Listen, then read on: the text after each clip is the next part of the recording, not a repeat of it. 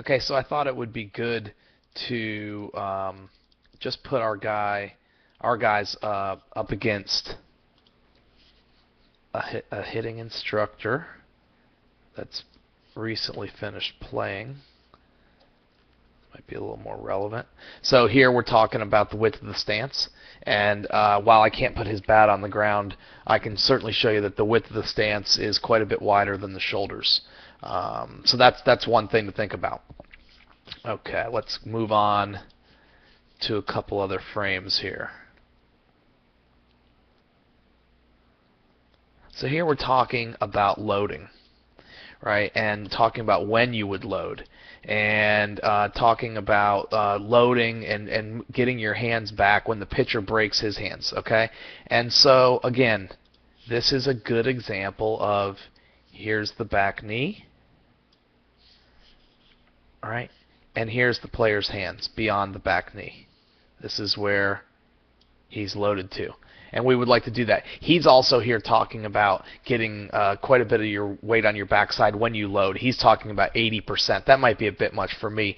But again, point being, a shift of the majority of your weight to your back leg, and the hands are back beyond that back knee, which is something that we like to talk about quite a bit.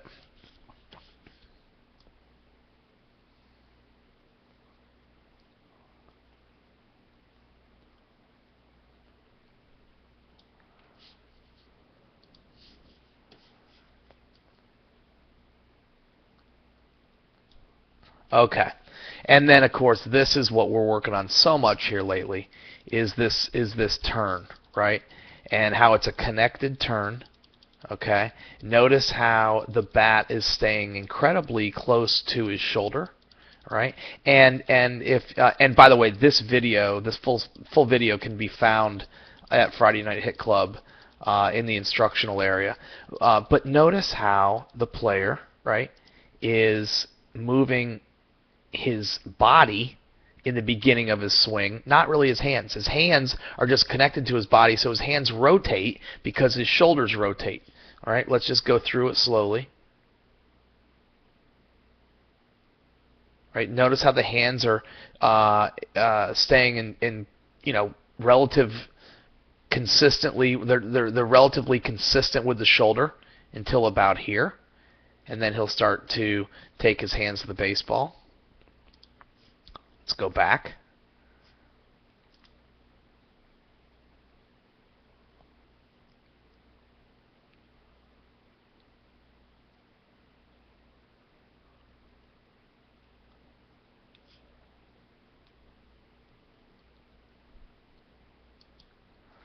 And then let's pay good attention to the leg work.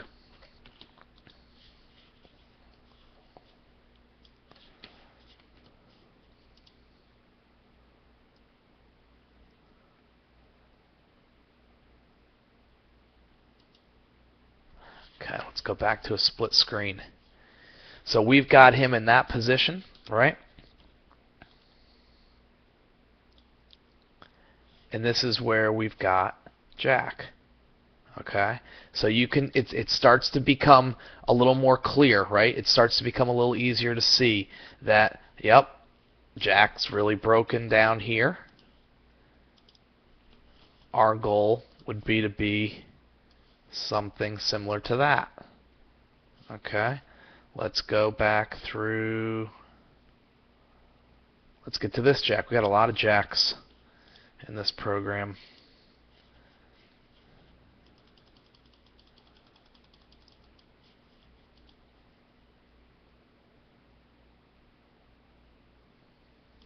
Okay.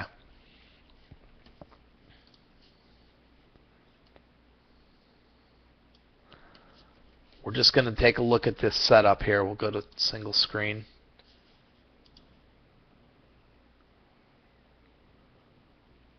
Freeze it. Okay. There's a good setup. All right. And this is something that's good for Jack Hubert to see. Hands are up nice and high. I would even point out that elbow right there. Point out how nice and high those hands are. Okay. Let's go back to the split screen. All right, so we want to get these hands here. We want to get them up around here. All right? And then we'd like to see Jack probably get a little wider in his stance. Okay? Similar to over here.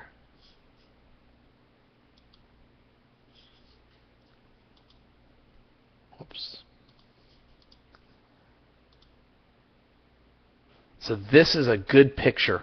It's a good picture for Jack to look at and start to try to emulate and walk into the batter's box and find this position. Okay? Okay, let's move to another player here.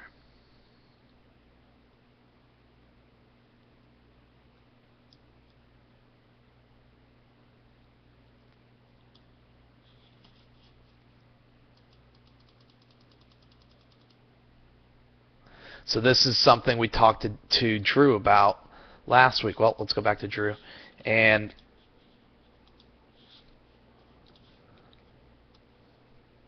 look where that elbow is. Okay?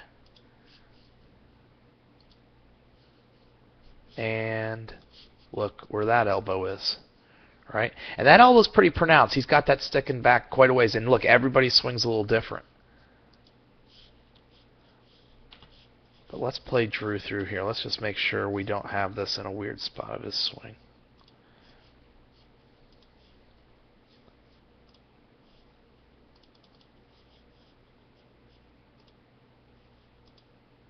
I don't think he ever does get that elbow out there.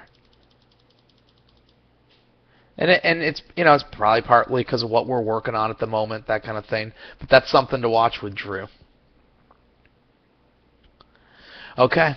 So I like putting our guys against another player, an older player, a more professional player, more skilled player, and just making some comparisons. And sometimes that helps our guys to see where they want to get to.